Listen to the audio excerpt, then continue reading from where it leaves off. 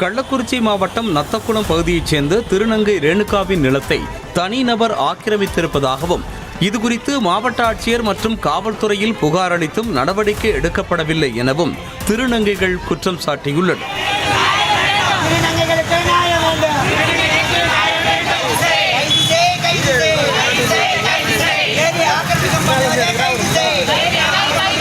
இதனால் ஆத்திரமடைந்த ரேணுகா உள்ளிட்ட திருநங்கைகள் சங்கராபுரம் மும்முனை சந்திப்பில் சாலை மறியல் போராட்டத்தில் ஈடுபட்டனர்.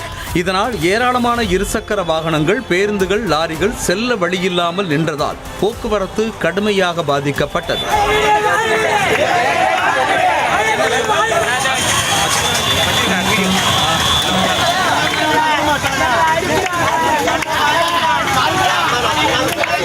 திருநங்கைகளின் போராட்டத்தால் அன்றாட பணிகளுக்கு செல்வோர் உள்ளிட்ட பொதுமக்கள் கடுமையாக பாதிக்கப்பட்டனர்.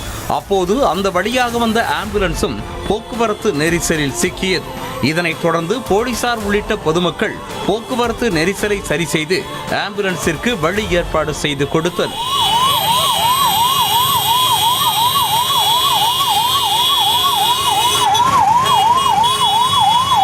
முன்னதாக காவல்துறை பேச்சுவார்த்தை நடத்திய போதே திருநங்கைகள் மண்ணெண்ணெயை ஊற்றிக்கொண்டு தற்கொலை செய்ய முயற்சித்ததால் அந்த பகுதியில் பெரும் பரபரப்பு ஏற்பட்டது.